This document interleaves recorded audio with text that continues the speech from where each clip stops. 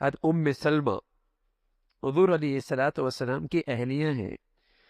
فرمانے لگے حضور علیہ الصلوۃ والسلام ایک دن رات کو اٹھے جلدی سے اور سبحان اللہ فرمایا، اور فرمایا اللہ نے کتنی نیکیوں کے خزانے اتارے ہیں اور فتنے بھی اتارے ہیں، کتنے فتنے اتارے ہیں.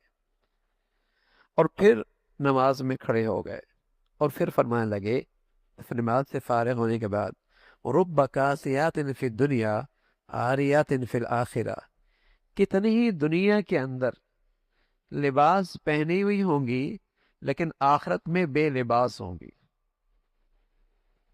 فتنے، لباس پہنی ہوئی ہوں گی دنیا میں، آخرت میں بے لباس ہوں گی. یہ فتنہ ہی ہے کہ بس اوقات جسم کا لباس لباس نہیں ہوتا، بس اوقات جسم کا لباس لباس نہیں ہوتا. تو رسول اللہ صلی اللہ علیہ وسلم نے فرمایا کہ اللہ رب العزت نے فتنے بھی اتارے ہیں، نیکیوں کے خزانے بھی اتارے ہیں. تو ہمیں فتنوں سے بچنے کے لیے گھروں کے اندر عبادت کا ماحول بنانا چاہیے، نیکی کا ماحول بنانا چاہیے، تاکہ میرے گھر کے اندر فتنوں کو راستہ نہ ملے، تاکہ ہمارے گھروں میں برائی کو راستہ نہ ملے. پھر فرمانے لگے رسول اللہ صلی اللہ علیہ وسلم، خاص طور پہ عائشہ فرمانے لگی جب آخری عشرہ آتا نا رمضان کا آخری عشرہ، تو آپ کیا کرتے، اپنا تیمم کس لیتے اور پوری رات اپنی عبادت سے زندہ کر لیتے اور سارے گھر والوں کو بھی رات بھر عبادت کے لیے بیدار فرماتے. کون ہے بھائی؟ اللہ کے نبی ہیں، بخشے بخشائے ہیں، بخشے بخشائے ہیں، خطا نام کی چیز کوئی نہیں. لیکن عائشہ فرمانے لگی ہمارے گھر کا ماحول کیا ہوتا، اللہ کے نبی صلی اللہ علیہ وسلم خود بھی پوری رات جاگتے اور اپنے سارے گھر والوں کے بھی رات بھر عبادت کے لیے اٹھایا کرتے تھے.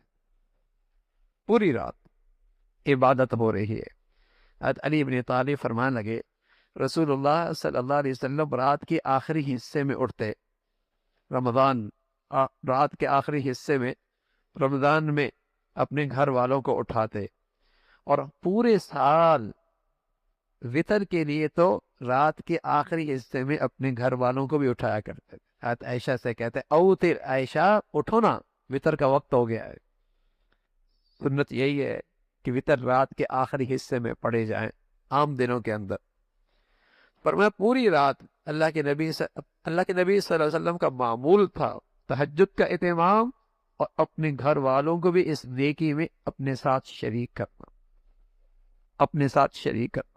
سچ بتا رہا ہوں، اگر میاں بیوی ایک دوسرے کے لیے نیکی کا باعث بن جائیں، سبحان اللہ، اس سے جو محبت میں مٹھاس پیدا ہوتی ہے وہ دنیا کی کسی اور چیز سے نہیں پیدا ہوتی.